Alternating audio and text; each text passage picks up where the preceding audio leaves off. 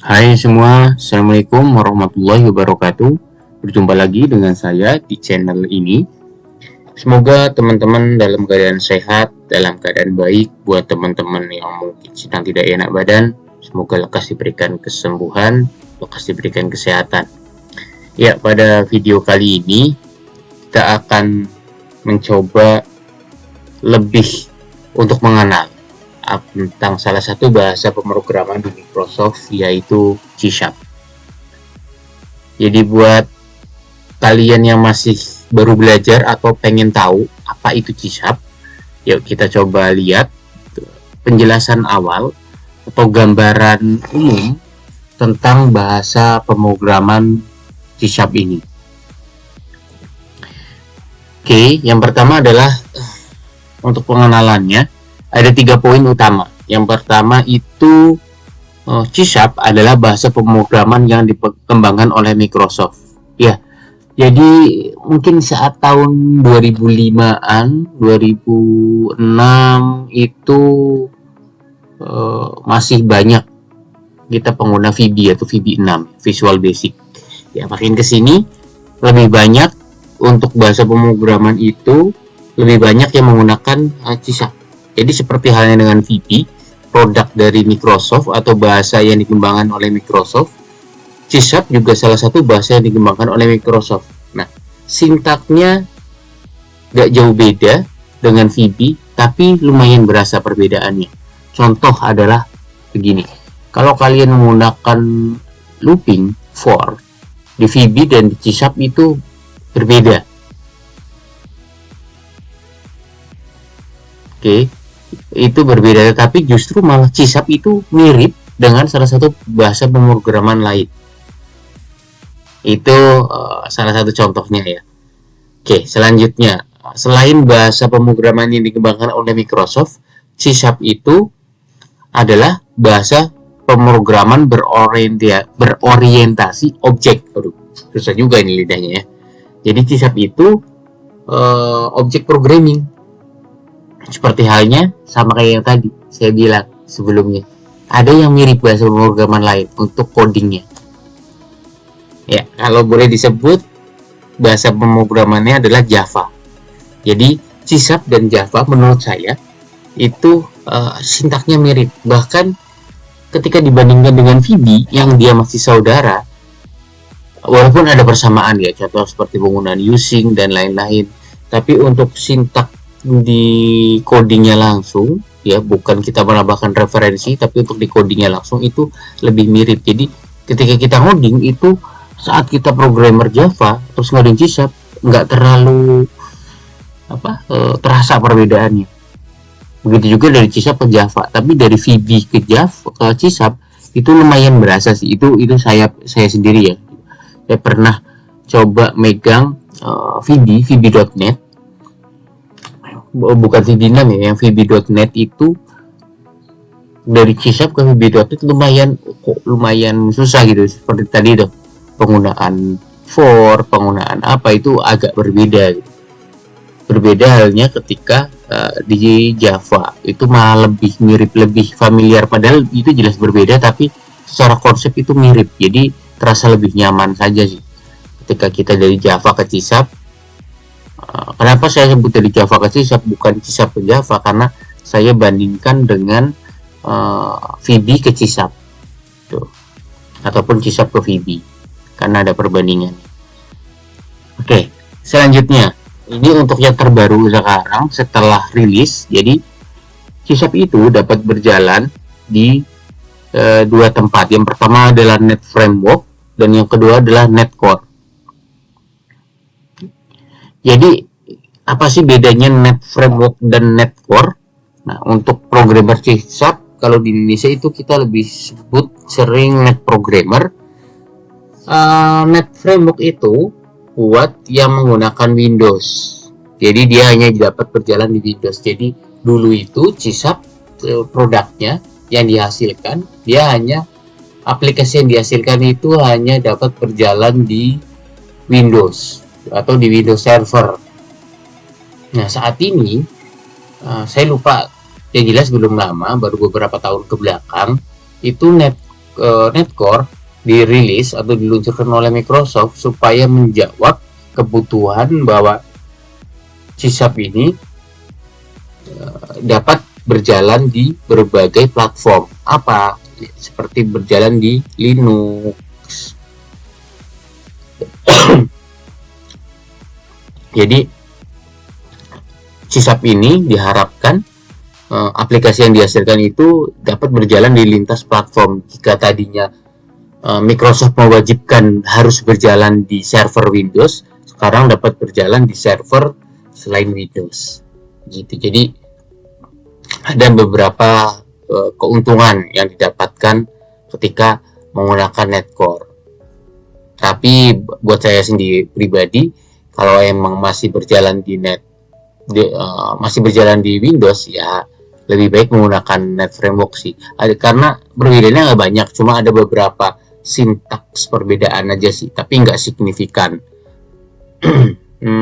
Sebenarnya perbedaan banget enggak. Jadi cuma ada perbedaan kecil, contoh seperti penggunaan string builder dan lain-lain gitu. Tapi secara umum sama sih untuk di Netcore dan di NetFramework. Oke, tadi kita lebih mengetahui apa itu C# penjelasannya. Selanjutnya kita berbicara tentang produk atau aplikasi yang dihasilkan. Apa sih aplikasi yang dihasilkan?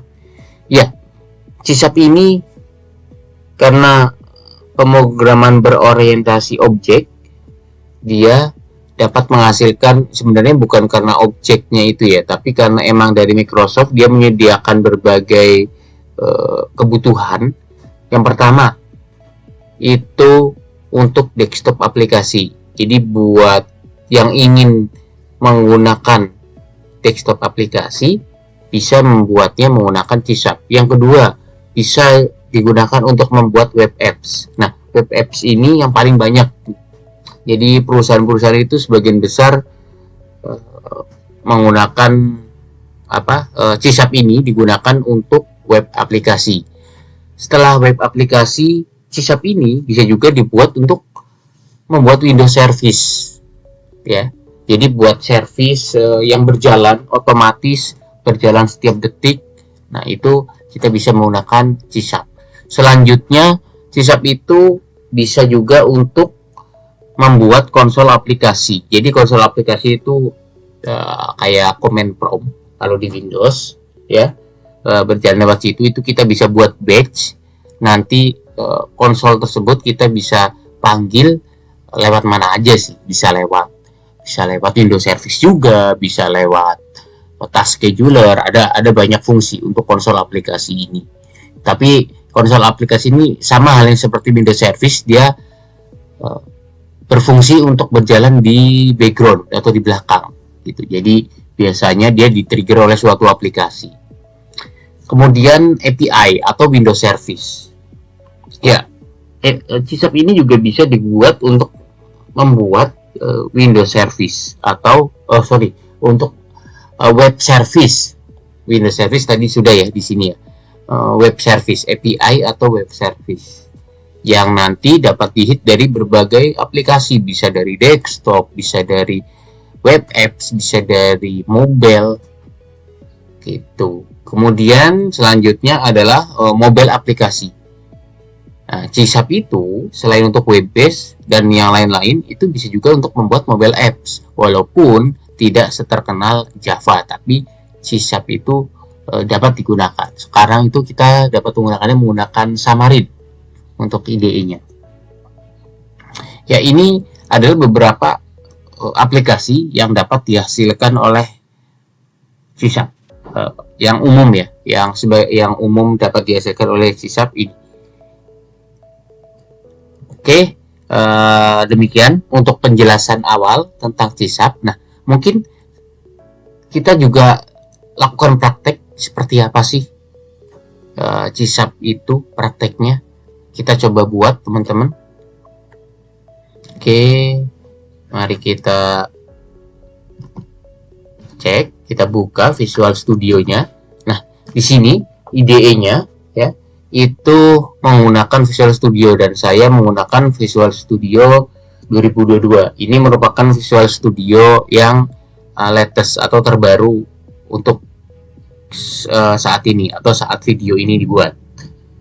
Oke, supaya lebih memudahkan, tadi kan saya sempat mention ada dua ini ya, ada dua engine, yaitu NetFramework dan NetCore. Kita akan coba buat di NetFramework karena kita berjalan di Windows. Kita coba buat konsol aplikasi. Nah, ini teman-teman bisa lihat, ini berjalan di NetCore. Lihat, karena dia dapat berjalan di Linux, di Mac, ya.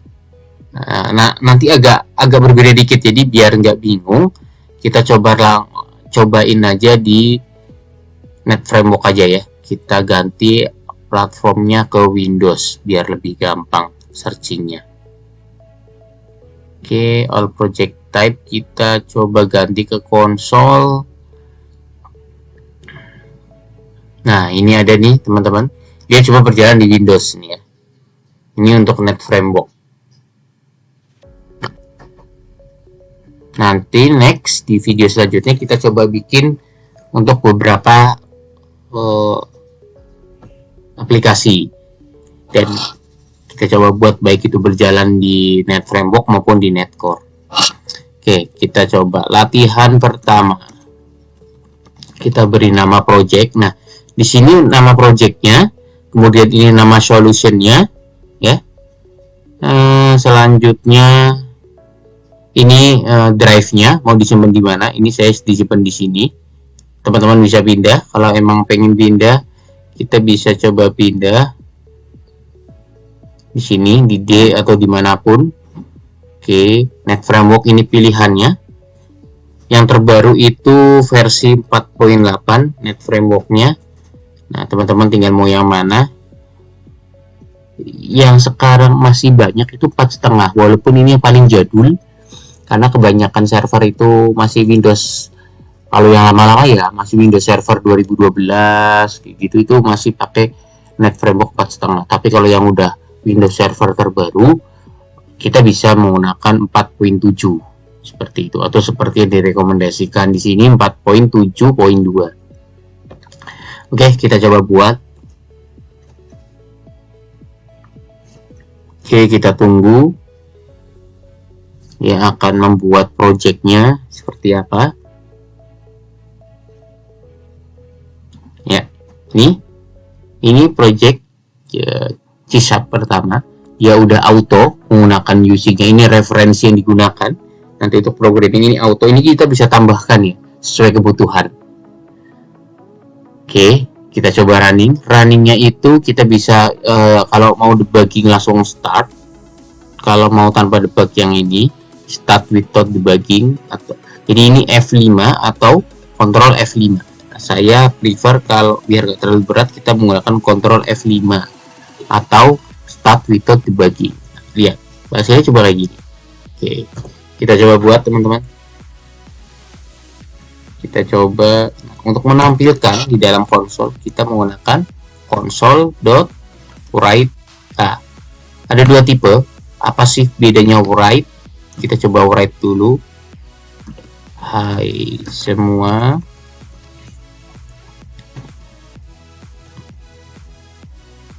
Ctrl F5, dia langsung akan ngebuild. Nah, lihat seperti ini ya.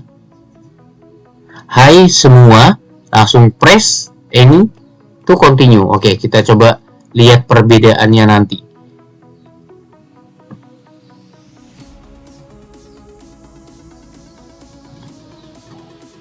Oke, kita coba print screen aja ya, biar jelas perbedaannya apa ya.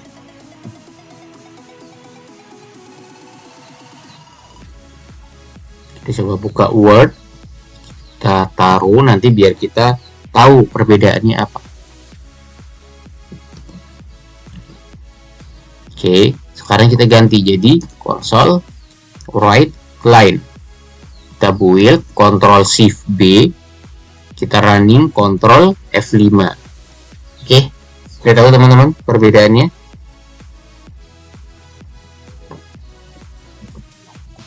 Ini ya, hai semua, Kemudian baris selanjutnya press any key to continue. Nah, jadi apa sih perbedaannya console write dan console write line? Console write dia akan membuat hanya satu baris, dia nggak akan membuat line baru. Nah, untuk yang write line, jadi dia ada tulisan press any continue, dia akan ditaruh di paling bawah karena dia si tulisan ini hai semua dia hanya di baris sendirian, ya satu baris sendiri seperti itu. Oke, ini hasil program pertama kita, hai semua. Oke, kita coba perkalian. Kita pun bisa menggunakan perkalian. Kita langsung console write line. Kita bisa langsung tentukan di sini perkalian ada berapa. Oke, perkalian contoh 2 dikali 5. Kita lihat hasilnya seperti apa. Langsung Ctrl F5 tuh. Jadi oke, kita buat ini 2 dikali 5 sama dengan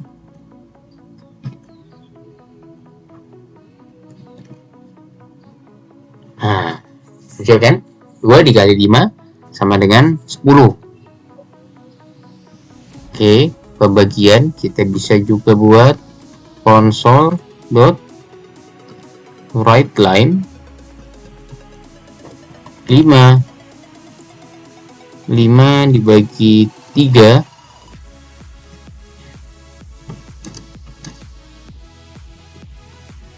6 dibagi 3 hasilnya berapa?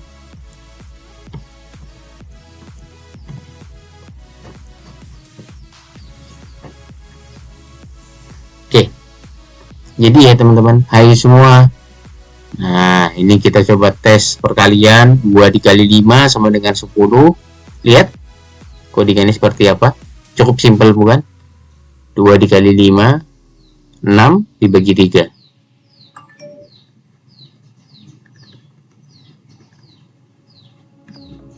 Oke, demikian mungkin gambaran umum tentang C-Sharp. Ini hanya awalan, jadi buat yang masih baru mau belajar C-Sharp programming, salah satu programming dari Microsoft, jangan takut, mudah sekali, sintaksnya pun mudah. Saya nggak akan compare dengan programming lain yang mana yang lebih baik, karena itu menurut saya sendiri itu subjektif ya.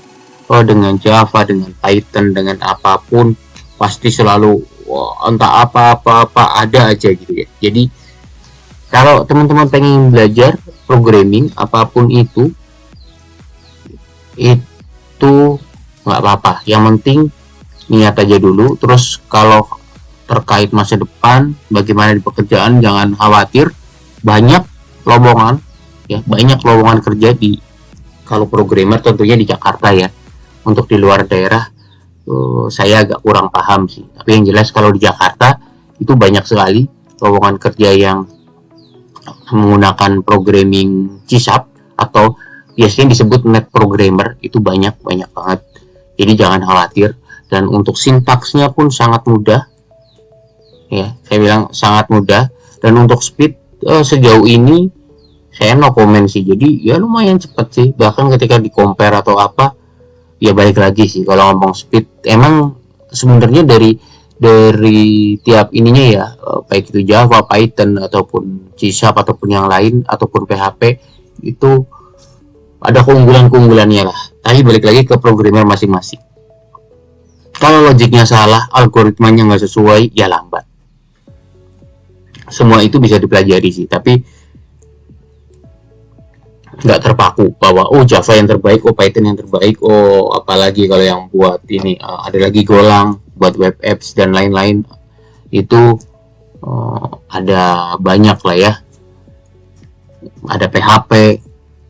Jadi nggak usah khawatir, teman-teman tinggal pilih yang mana. Nah di sini saya mungkin nanti di video-video selanjutnya kita akan lebih belajar tentang C-Sharp, baik itu bagaimana cara membuat Windows Service, bagaimana cara membuat web apps dan lain-lain. Bahkan sekarang saya lagi coba belajar buat SDI atau Simple Data Integration gitu, bagaimana kita bisa menginsert ke database dengan jumlah besar dengan waktu yang lebih cepat, dan multi database, jadi pengiriman data dari SQL Server ke Postgre atau SQL Server ke Oracle ataupun sebaliknya.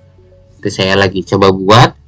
Itu lebih ke pengen belajar aja sih gitu, dan buat di tim saya kebetulan ya, biar mereka lebih mudah lah untuk mengirim-ngirim data. Ada tools ETL, tapi nggak semua orang bisa menggunakan di tempat saya. Jadi ada beberapa tempat yang emang nggak bisa, jadi saya buatin yang simple, yang lebih simple, yang mereka nggak perlu tahu cara codingan ETL seperti apa. Jadi mereka tinggal pakai kirim gitu. Nah, saya buatnya pakai CSAP, dan ketika dibuat CSAP pun secara speed nggak kalah dengan ETL yang harga miliaran. Memang bedanya UI-nya ya, UI-nya mereka lebih baik, saya menggunakan comment gitu. Jadi semua itu balik lagi speed dan yang lain-lain itu ke masing-masing programmer. Algoritma yang digunakan seperti apa, logic yang digunakan seperti apa, itu semua berpengaruh ke speed, ke security.